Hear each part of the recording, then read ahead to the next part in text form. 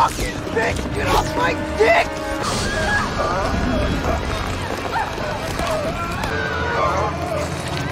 Mula ang pelikula sa isang binatang si Sean kung saan naglalakad ito sa ilalim ng tulay hanggang sa makakita ito ng isang lalaki na animoy tinorture. At nang ito ay nilapitan niya upang tulungan ay agad siyang pinaalis ng lalaki sa lugar habang maaga pa. Kaya naman sa labis na takot ni Sean ay napatakbo ito at nagtago sa isang halamanan. Hanggang sa dumating na ang mga ng torture sa lalaki na pinamumunuan ng nagngangalang Edward at dito pinaghahampas na niya ang lalaki ng baseball bat hanggang sa ito ay mayari. Dahil sa nakita ni Sean ay agad siyang sumakay sa kanyang motor upang tumakas ngunit nakita siya ng mga ito kaya naman agaran siyang pinahinto at pinagbabaril. Kalaunan nang siya ay makauwi ay nakita niya sa balita ang patungkol sa nangyaring pagpatay ng isang lalaki sa ilalim ng tulay. Hanggang sa may biglaang kumatok sa kanyang pintuan at nang pagsilap nito ay ito ang mga nakita niyang salarin sa pagpatay ng isang lalaki. Kaya naman dito na siya daang-daang tumakas hanggang sa may isang lalaki ang nagligtas sa kanya at nilabanan ang humahabol kay Sean at sabay na ang mga itong tumakas. At dahil sa pangyayari ay nakita ng isang FBI na si Neville Flynn ang mga taong pinaghihinalaang pumatay sa lalaki kaya naman agad siyang pumunta sa bahay ni Sean. Kaya naman dito sinabihan ni Neville na marahil may nalalaman si Sean tungkol sa mga taong ito kaya hinabol siya ng mga ito. At dahil upang maging ligtas sa kamay ng mga kriminal ay napagpasyahan ni Neville na isama sa LA si Sean upang imbestigahan. Lumipat ang eksena sa isang flight attendant na si Claire kung saan ito na ang huli niyang duty dahil ito ay magre-retired na at inutusan siya ng piloto ng eroplano na siya ang mag-a-assist kina Neville sa isang business class area. At nang makapasok na sila Neville at Sean ay dito niya tinawagan ang kanyang kaibigan na agent na si Harris upang bantayan ang galaw ng mga tao. Habang ang ibang mga pasahero naman sa eroplano ay nagpasuka na at binigyan ng magandang pagbati ng crew. At upang makasigurong walang dinalang mga pampasabog o anumang pwedeng makaaksidente sa naturang eroplano ay pinatingin ito sa K9. Habang ang isang lalaki naman ay tila pinapabanguhan ang mga bulaklak na nakalagay sa isang kahon. At nang lumipad na ang eroplano ay malalaman na may mga makamandag na ahas ang inilagay sa loob ng eroplano kung saan mayroon itong isang timer kung kailan mawawasak ang mga lagayan. Kaya naman dito napag-alaman na ito pala ay kagagawa ni Eddie upang planuhin mag-crash ang eroplano dahil alam nito na doon nakasakay si Sean. Kalaunan habang nasa himpapawid na tila maayos ang lahat at tila walang masamang mangyayari, hanggang sa tuluyan ng sumabog ang lagayan ng mga ahas sa may rooftop dahilan upang magsinggap-angan na ang mga ito at tinuklo ang ilang mga hayop na nakalagay roon. At makikita naman ang dalawang magkasintahan na ito na tila hindi na makapagpigil sa kanilang kalibugan kaya naman pumasok ito sa isang comfort room. Dahil sa kanilang kalibugan ay kinuha nila ang isang bombilya ng ilaw upang hindi madetect ang usok ng sigarilyo na kanilang hinihit-hit. Hanggang sa may isang ahas na nga ang nakapunta sa kanila kung saan sila nag-aaruhan at dito na sila pinagtutuklo nito. At nang nagsimula ng maggapangan ng mga ahas ay aksidente nitong nakagat ang mga wire dahilan upang mawalan ng Avenex o control ang mga piloto. Lumipat naman ang eksena sa lalaking ito na gumagamit ng banyo at nagpapapogi sa salamin habang walang kaalam-alam na may isang ahas na pala ang nakatingin sa kanyang talong kaya agad nitong tinuklo ng ahas. Makikita naman ang isang ahas na ito na pumasok sa palda ng isang matabang babae habang ito ay tulog kaya naman nakaramdam ito ng kiliti at nag-imagine na may bumibembang sa kanya. Lumipat ang eksena sa pilotong si Rick at kapitan nito na nahihirapang kontrolin ang eroplano dahil sa pagkagat ng mga ahas sa kanilang breaker. Kaya naman dito napagpasyahan ng kapitan na tingnan ang mga breaker at dito nakita niya ang mga usok na animoy may sumabog. At nang ito ay makababa ay nireset nito ang mga breaker upang mapanatiling maayos ang paglipad at nang natapos ito ay may isang ahas ang biglang tumuklo sa kanya dahilan upang agad itong namatay.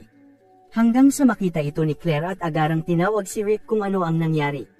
At nang ito ay tingnan ni Rick ay nag-akala ito na marahil inatake ito sa puso. Dahil sa nangyari ay ipinaalam na nila Claire sa mga pasahero na kailangan na nilang magsuot ng mga seatbelt para sa kanilang kaligtasan na nagpakaba sa ilang pasahero. At habang nagmamaneho si Rick ay laking gulat nito nang makakita ito ng isang ahas na gumagapang malapit sa kanya, kaya naman agaran niya itong pinaghahampas dahilan upang aksidente nitong mapindot ang mga oxygen na agarang naglaglagan sa mga pasahero. Ngunit laking gulat ng mga ito nang may mga ahas rin ang nagbagsakan sa kanilang kinauupuan kaya naman nagkagulo na ang mga ito. Habang pinagkakagat na ang ilang mga pasahero ay tila wala pa rin kaalam-alam ang matabang babae na ito kung ano ang nangyayari hanggang sa makita nito ang isang ahas na malapit sa kanya hanggang tuklawin nito ang kanyang mata.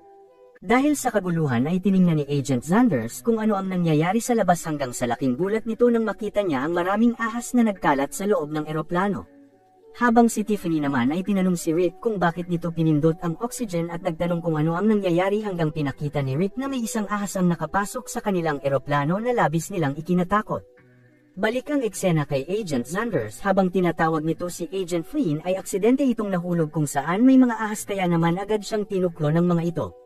At nang makarating na si Flynn ay dito na niya kinuryent ang mga ahas na pilit na lumalapit sa kanila. Kaya naman ang inaatake ang mga pasahero ng mga ahas ay makikita ang isang cobra na papalapit sa dalawang bata na nagtatago sa upuan hanggang sa tuluyan na itong kinagat sa kanyang braso.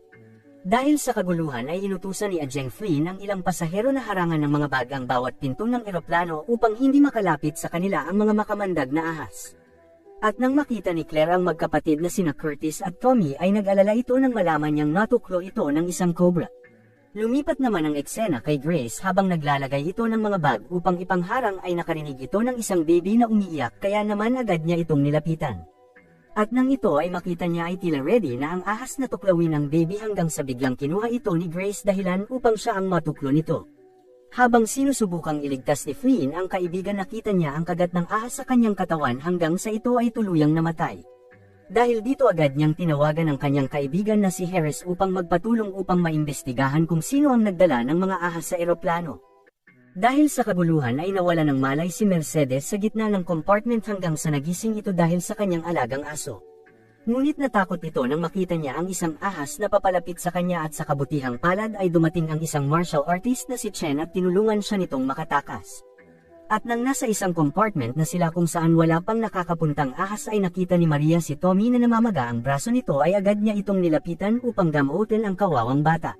Dahil sa frustration ni Sean ay dito niya tinanong si Flynn kung ano ang gagawin nila para makasurvive ngunit sinabihan lang siya ni Flynn na manatili lang siya sa kanyang upuan at siya na ang bahala ngunit hindi ito pinakinggan ni Sean.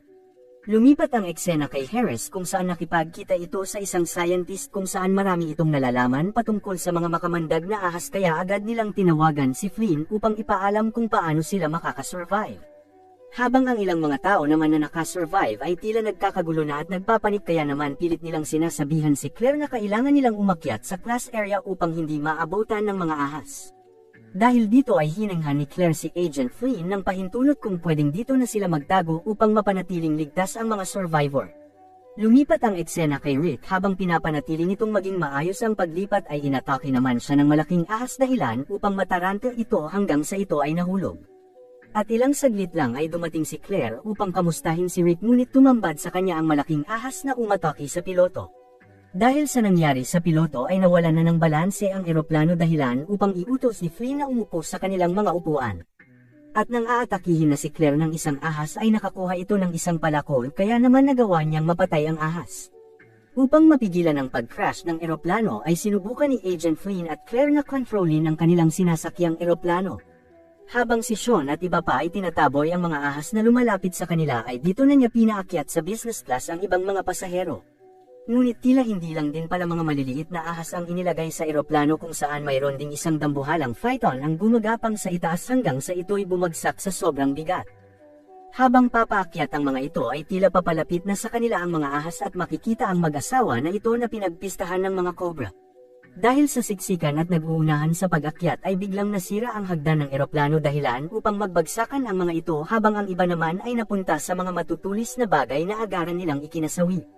At upang makaligtas ay kinuha ng isang businessman ang aso ni Mercedes at sabay itinapon sa isang dambuhalang ahas upang hindi sila matuklo nito kaya naman labis ang galit ni Mercedes sa kanya. At ilang saglit lang ay dito na sinunod ang businessman at nilamon ang buhay.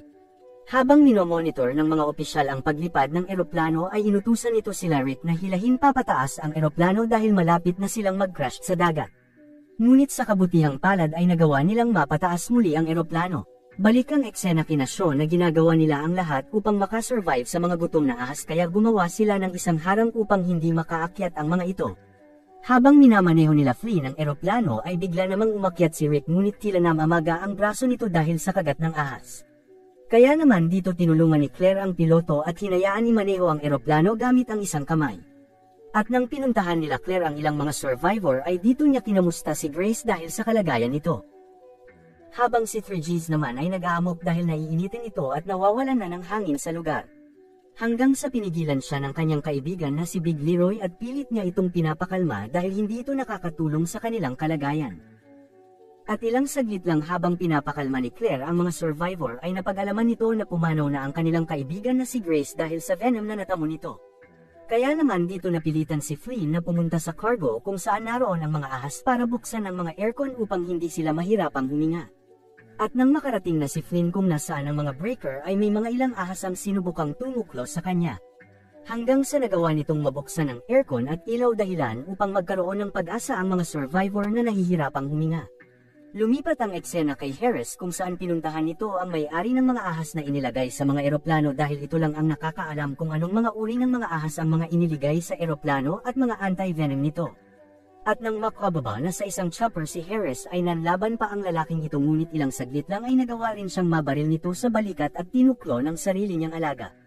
Upang malaman kung sino ang may kagagawa ng lahat ay pilit na pinapaamin ni Harris ang lalaki kung sino ang mastermind ng lahat. Hanggang sa sinabi nito na si Eddie Kim ang nag-utos sa kanya at tinuro ang listahan ng mga uri ng ahas upang malaman ang mga anti-venom nito. Dahil sa nalaman ay agad kinasuhan ni Harris si Eddie Kim ng pagpatay at pagbabotahe dahil nagkaroon sila ng testigo para sa kanya. Habang hinihintay ni Claire si Flynn ay labis ang tuwa nito nang nakabalik ng ligtas ang agent kaya naman sinalubong siya ng pagbati ng mga survivor dahil sa nagawa nito.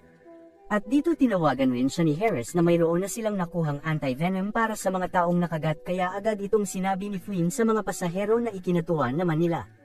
Habang natutuwa sa balita ay kinamusta nila si Rick ngunit tila nagtataka ang mga ito dahil hindi nito binubuksan ang pinto. Kaya naman dito napilit na binuksan ni Flynn ang pintuan ng piloto at laking gulat ng mga ito na pumanaw na rin si Rick at nakita nila ang mga ahas na nasa loob nito. Dahil dito ay nagtanong si Claire sa mga survivor kung mayroon ba sa kanila ang marunong magpalipad ng eroplano dahil pumanaw na ang kanilang piloto dahil sa kagat ng mga ahas.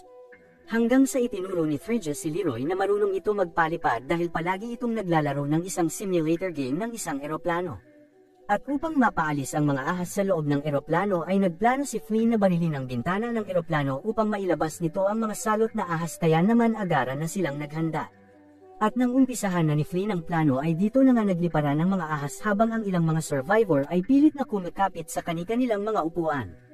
At nang makita nila Flynn at Leroy na nahigop na ng hangin ang mga ahas ay dito na nila sinubukang kontrolin ang eroplano at makikita na excited si Leroy dahil naranasan na rin ito na makapagmaneho ng totoong eroplano. Dahil sa nalaman ni Flynn na naglalaro lang ito ng video games ay tila hindi nito lubusang maisip kung tama ba ang ginagawa nito. Bukod rito ay tinanong rin siya ng isang operator kung may karanasan ba itong magpalipad ng mga eroplano ngunit sinagot lang nito na sa isang PlayStation lang niya natutunan kung paano ito paliparin at palandingin. At dahil sa wala ng choice ang operator ay hinayaan na nilang palandingin ang eroplano kaya naman pinaghanda na ang lahat ng sakay nito. Kalaunan habang nasa lupa na ang eroplano ay nagkaroon pa ng problema dahil wala pala sa video game na nilalaro ni Leroy kung paano patigilan ang eroplano dahilan upang magpanik ito. Hanggang sa sinabihan siya ni Flynn na gamitin ang mga paa nito sa pagpreno at iliko ang manibela ng eroplano.